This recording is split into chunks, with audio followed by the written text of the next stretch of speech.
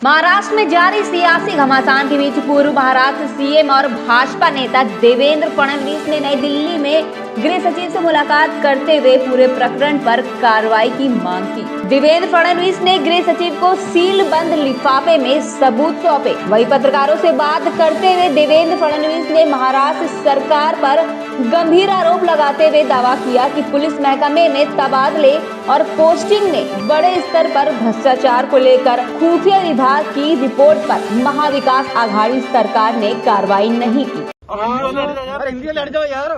माननीय गृह सचिवांना भेटून मी सगळे कागदपत्र त्यांच्याकडे दिले आहेत आणि त्यांना मी विनंती केली आहे की त्यांनी या संदर्भात सीबीआय इन्क्वायरी करावी।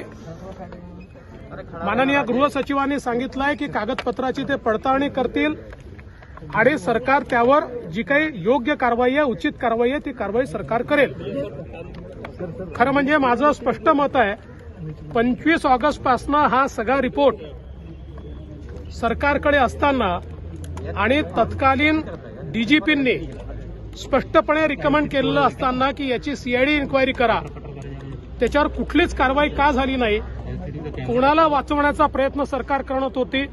कोण उघडं पडेल असं सरकारला वाटत होतं, म्हणून सरकार त्यात कारवाई करत नव्हती।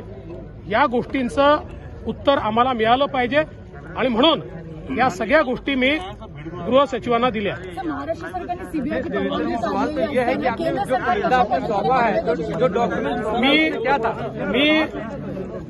मी माननीय गृह सचिवांना अशी विनंती केली आहे की आयपीएस अधिकाऱ्यांचा संबंध असल्यामुळे आणि आयपीएस अधिकारी हे केंद्र सरकारच्या अखत्यारीत येत असल्यामुळे ती केंद्राला तशा प्रकारचे अधिकार आहेत।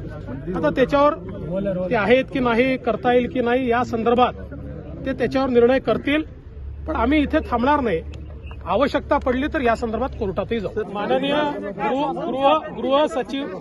गृह सचिवांनी या संपूर्ण जे काही मी दिलाय त्याची पडताळणी आम्ही करू आणि सरकारला सादर करू आणि या संदर्भातला उचित निर्णय हा सरकार करेल, अशा प्रकारे गृह सचिवांनी सांगितलं। मी असं म्हणणार नाही की सगळं प्रशासन पॅरलाइज झालंय, पण निश्चित मी असं म्हणेन की आत्मचिंतनाची आवश्यकता तयार झाली आहे।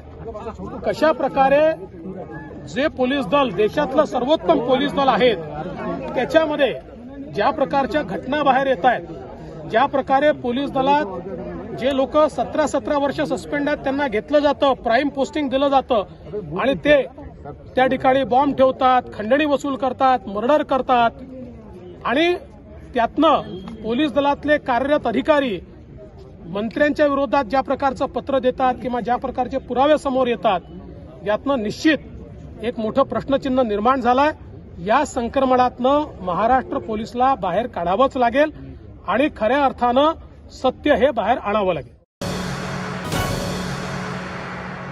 वही बिहार विधानसभा में कल प्रजातंत्र के मंदिर में जो हुआ वो इससे पहले कभी नहीं हुआ। इस तरह की घटना या तो पूरी तरह से जायज थी या बिल्कुल नाजायज, फर्क बस नजरिए का है। लेकिन सच तो यही है कि जो हुआ वो बिल्कुल भी नहीं होना चाहिए था। गौरतलब है कि पहले पटना की वेस्ट सड़क पर आरजेडी कार्यकर्ताओं के खौफ का लाइव आतंक और फिर उसके बाद विधानसभा में विपक्षी विधायकों पर पुलिसिया कहर। इसी कड़ी में कांग्रेस नेता रणदीप सिंह सुरजेवाला ने इस घटना की निंदा करते हुए कहा कि आज जो जेडीयू और बीजेपी वालों ने किया वो शायद इतने सालों में कभी नहीं हुआ। प्रजातंत्र के मंदिर में विधायकों को लात घूसों से मारा, इतना ही नहीं महिला विधायक पर भी लात घूसे चलाए, जो बेहद शर्मनाक है। और ये सब सिर्फ इसलिए क्योंकि बिहार सशस्त्र पुलिस का वो विरोध कर रहे थे। सीधे तौर पर कहा जाए तो अगर आज आपने अपनी आवाज नहीं उठाई तो आने वाले टाइम में प्रजातंत्र का नामो निशान खत्म हो जाएगा। साथियों, आज जो जनता दल यूनाइटेड और भारतीय जनता पार्टी ने बिहार की विधानसभा में किया वो शायद 73 साल में कभी नहीं हुआ।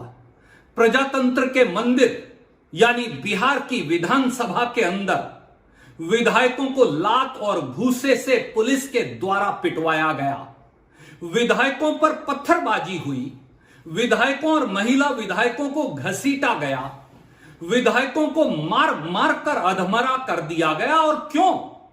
क्योंकि बिहार सशस्त्र पुलिस बिल, जिससे पुलिस को यह अधिकार दिया जाएगा कि वो किसी भी नागरिक को जेल के अंदर डाल दे, उसका विरोध प्रजातंत्र में चुने हुए नुमाइंदे कर रहे थे। आज प्रजातंत्र की हत्या हुई है। देशवासियों अगर आज भी नहीं जागे तो प्रजातंत्र देश में बचेगा नहीं। गुंडागर्दी अब भाजपा और जनता दल का रास्ता बन गई है। गुंडागर्दी और प्रजातंत्र की हत्या अब उनका चाल चेहरा और चरित्र बन गई है। कब तक यह स्वीकार होगा? आखिर कब तक? विधायिका खत्म हो जाएंगी, संसद की मर्यादाएं पहले से खत्म हो गई हैं, तो यह देश चलेगा कैसे?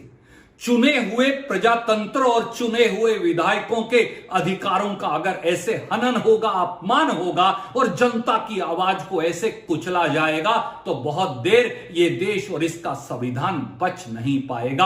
आज जिम्मेवारी है हर एक नागरिक की, आइए उठिए और आवाज उठाइए इस जुल्म के खिलाफ, इस तानाशाही के खिलाफ, इस गुंडागर्दी के खिलाफ जो भारतीय जनता पार्टी और उसके मित्र दल बिहार और पूरे देश में फैला रहे हैं। आज आवाज उठाने का समय है। जो आवाज नहीं उठाएगा वो भी गुनहगार कहलाएगा। इसलिए इस पर चिंतन करिए और देश के हर नागरिक को, बिहार के हर नागरिक को अब अपनी आवाज मिलकर बुलंद करनी पड़ेगी ताकि तानाशाही सरकार का अंत हो।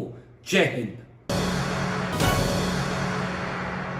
उत्तर प्रदेश मुख्यमंत्री योगी आदित्यनाथ ने विश्व टीबी रोग दिवस पर आज प्रदेश के 21 जिलों को ड्रग वेयर हाउस की सौगात दी। सीतापुर के सुरैचा स्थित विद्या ज्ञान स्कूल में बटन दबाकर योजनाओं का लोकार्पण मुख्यमंत्री द्वारा किया गया। टीबी हारेगा देश जीतेगा के संकल्प के साथ आमजन से इस रोग को हराने की अपील की। वहीं इस दौरान उन्होंने लोगों को संबोधित करते हुए कहा कि वर्ष 2021 में बीते वर्ष की अपेक्षा टीबी रोग से ग्रस्त मरीजों की दर काफी कम हुई है। इसे सभी की सहभागिता से खत्म किया जा सकता है। विद्यालय की सफाई करें और मैंने कहा देखना गांव के लोग आपको मदद करने के लिए दौड़ पड़ेंगे। और मुझे पसंद है कि एक वर्ष के अंदर वही विद्यालय राष्ट्रपति पुरस्कार प्राप्त किया और उसमें 350 से अधिक बच्चे आज की दुनिया में जो विद्यालय बंद हो रहा था, उस बेसिक शिक्षा परिषद के विद्यालय में 350 से अधिक बच्चे पब्लिक स्कूल से नाम करवाकर विद्यालय में लोगों ने आना प्रारंभ किया। ये भाव। और फिर हम लोगों ने प्रदेश के अंदर एक कार्यक्रम प्रारंभ किया था, ऑपरेशन कायाकल्प। ऑपरेशन कायाकल्प में मैंने प्रत्येक जनप्रतिनिधि से कहा था, प्रत्येक प्रशासनिक और पुलिस अधिकारी से कहा था, शिक्षा विभाग के अधिकारियों से भी कहा था, एक एक विद्यालय को बोल दीजिए। उस विद्यालय में बहुत ज्यादा पैसा नहीं लगेगा, जितना संभव हो सकता है सामान्य रंगाई पुताई पहले चरण में करके अपने किसी परिचित, आपके पास साधन नहीं है, किसी परिचित को बुला करके उसके माध्यम से थोड़ा सहयोग कर दीजिए। फ्लोरिंग की व्यवस्था, बालक बालिकाओं के लिए अलग अलग टॉयलेट की व्यवस्था, पेयजल की व्यवस्था। अगर कोई व्यक्ति अतिरिक्त खर्च कर सकता है तो उसमें लाइब्रेरी दे दीजिए, स्मार्ट क्लास दे दीजिए। आपने देखा होगा, चाहिए आप बेसिक शिक्षा परिषद की 1,58,000 विद्यालयों में से 93,000 से अधिक विद्यालयों में ऑपरेशन कायाकल्प के माध्यम से हम लोग सभी प्रकार की सुविधाएं उपलब्ध करवा चुके हैं। ये ताकत, समाज की ताकत बहुत बड़ी ताकत होती है। सरकार का पैसा इसमें कुछ नहीं कर सकता। सरकार अगर पैसा देती और बेईमान के हाथ में पैसा चला जाएगा, क्या करेंगे आप? बाद में कार्रवाई करेंगे, आप उसको बहुत बड़ा बाद में बर्दाश्त करेंगे। उसने एक बार आपके अभियान में बाधा तो पैदा कर ही दी, लेकिन अगर जब समाज खड़ा हो जाता है तो समाज की ताकत बहुत बड़ी ताकत बनती है। और ये ताकत अगर बेसिक शिक्षा परिषद ग्रुप से कहते हैं कि बेसिक शिक्षा परिषद अगर उत्तर प्रदेश के अंदर सुधर जाएगा तो समझो सब सुधर जाएगा। मैंने कहा आप चिंता मत करिए, 5 साल के कार्यक्रम के दौरान बेसिक शिक्षा परिषद के विद्यालय ऐसे होंगे जैसे पब्लिक और कॉन्वेंट स्कूल होते हैं। और आप मुझे लगता है कि 4 वर्ष में 1 साल तो केवल कोरोना में ही निकल गया है। लेकिन फिर भी मैं कहता हूं 4 वर्ष में 14 लाख बच्चे बढ़े हैं बेसिक शिक्षा परिषद के विद्यालयों में। ये ताकत है और इस ताकत को हम पहचानें। ट्यूबरक्लोसिस के खिलाफ हमारी लड़ाई इसी ताकत के बल पर आगे बढ़ेगी।